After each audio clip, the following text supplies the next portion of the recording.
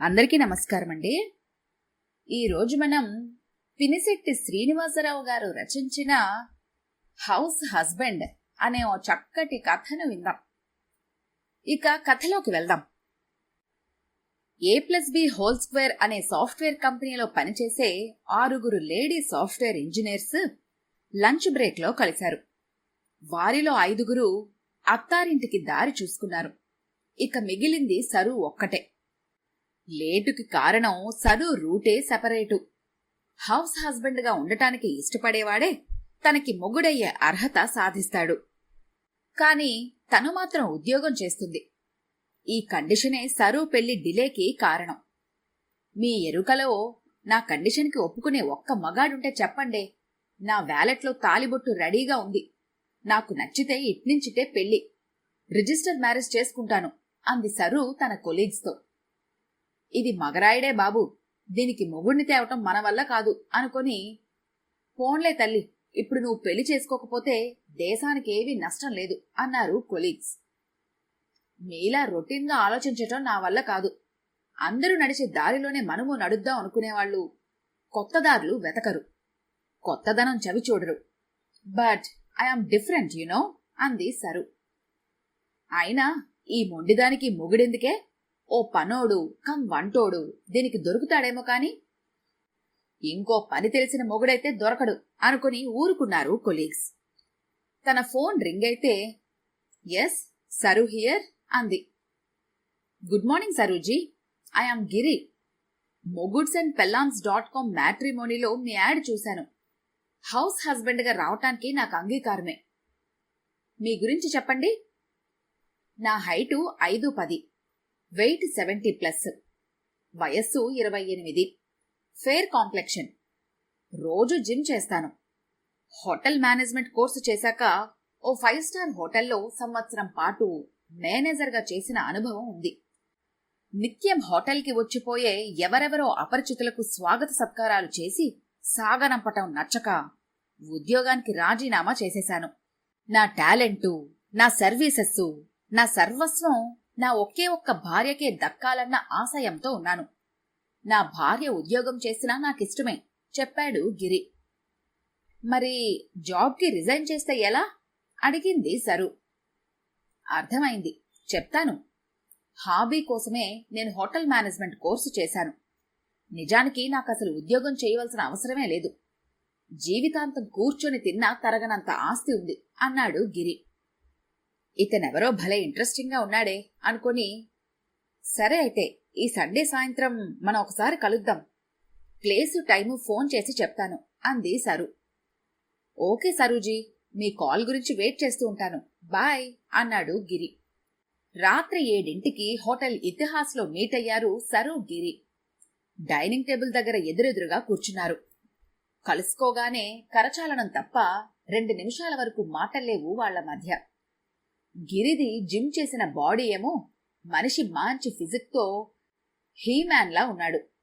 సుమారుగా 6 అడుగుల ఎత్తు, ఎత్తుకు తగ్గ బరువు, ఫేర్ కాంప్లెక్షన్, తీర్చిదిద్దినట్లున్న కనుబొమ్మలు, మేసకట్టు, తీక్షణమైన చూపులు, గుండ్రటి భుజాలు, విశాలమైన వక్షస్థలం, వెల్ డ్రెస్డ్, డీసెంట్గా ఉన్నాడు అనుకుంటూ గిరినే రెప్పవేయకుండా చూస్తూ ఉండిపోయింది సరు. కాని అప్పటికప్పుడు ఏమైందో ఏమో, ఈ హ్యాండ్సమ్ గైని తన కొంగులో దాచి పొంగిపోదునా అన్న క్రేజీ తలంపు ఉప్పెనలా పొంగి కుదిపేయటంతో ఒళ్లంతా జల్లుమంది. అంతలోనే తేరుకొని, you stupid, be under control అని సెల్ఫ్ సజెషన్ ఇచ్చుకొని బిగుసుకుపోయింది. అదే సమయంలో గిరి కూడా తన ఎక్స్రే కళ్లతో సరూని అపాదమస్తకం స్కాన్ చేస్తున్నాడు.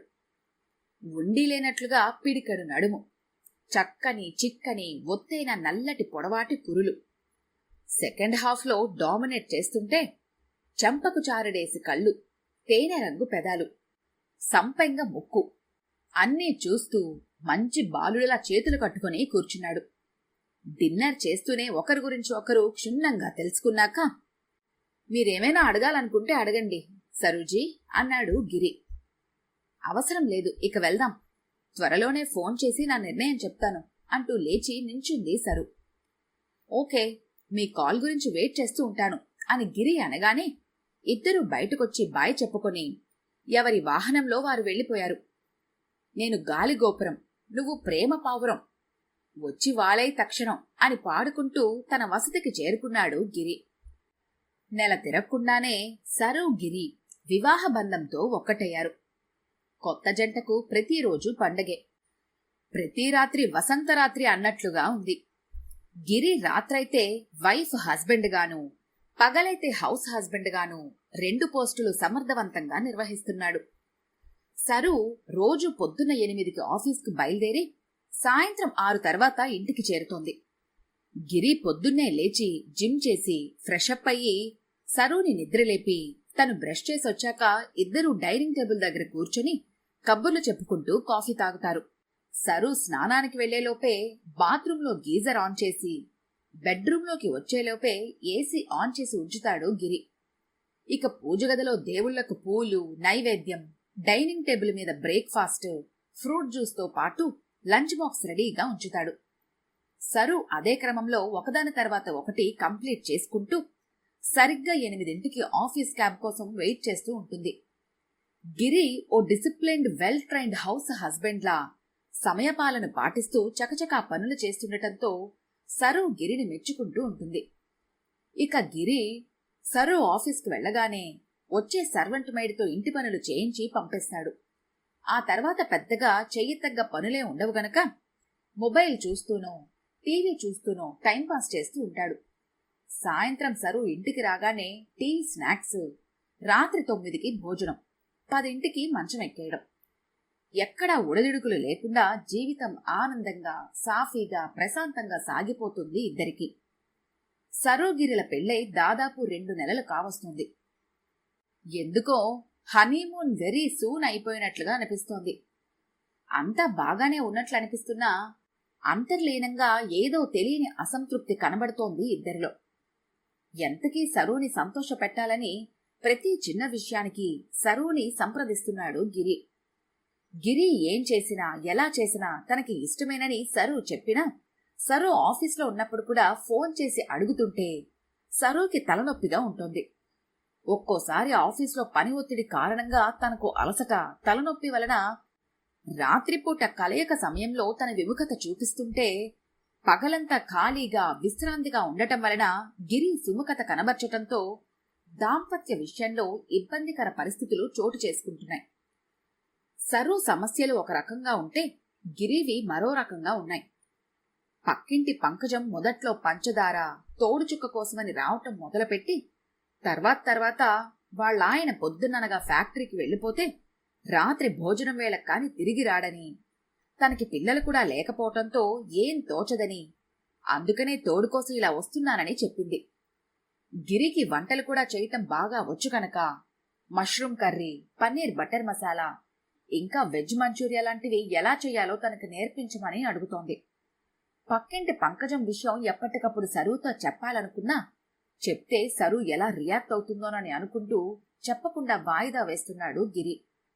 ఆ రోజు బాగా తలనొప్పిగా ఉందంటూ మధ్యాహ్నం 3ంటికి ఇంటికొచ్చేసిన సరు ఇంట్లో గిరితో పాటు పంకజం ఉండటం చూసి షాక్ అయింది. ఏమీ మాట్లాడకుండా బెడ్రూంలోకి వెళ్లి తలుపులేసుకుంది.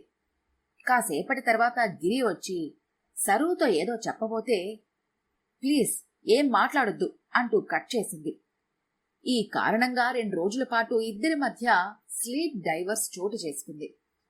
ఆదివారం రోజు గిరి ఇంట్లో లేనప్పుడు పంకజంతో మా ఆయనతో మీకేం పని అని నిలదీసింది సరు. ఇరుగు పొరుగు అన్నాక ఆ మాత్రం కలుసుకోకుండా ఉంటామా? అయినా అన్నయ్యతో మాట్లాడితే తప్పే ఉంది వదినా అంది పంకజం. ఇక్కడ అన్నయ్యలు వదినలు ఎవరూ లేరు, లేని వరసలు కలిపి పిచ్చివేషాలు వెయ్యకు అంది సరు. నీకేమమ్మా, ఆఫీస్ పేరుతో రోజు బయట తిరిగొస్తూ ఉంటావు, బోలెడు కాలక్షేపం నీకు. మరి ఇంటి పట్టున ఉండే నాకు అన్నయ్యకు ఏం కాలక్షేపం చెప్పు అంది పంకజం. Don't talk nonsense. నీకు కాలక్షేపం కావాలంటే వేరే ఇల్లు చూసుకో, మళ్ళీ మా ఇంట్లో కనబడ్డావో జాగ్రత్త అంటూ వార్నింగ్ ఇచ్చింది సరు. హౌస్ హస్బెండ్ అంటూ గిరిని ఇంట్లో కూర్చోపెట్టి తన ఆఫీస్కి వెళ్లిపోవటం ఎంతవరకు కరెక్టు? తన ఆఫీస్కి వెళ్లి వచ్చేంతవరకు గిరి ఇంట్లో కూర్చొని చెయ్యాల్సిన పనులేముంటాయి?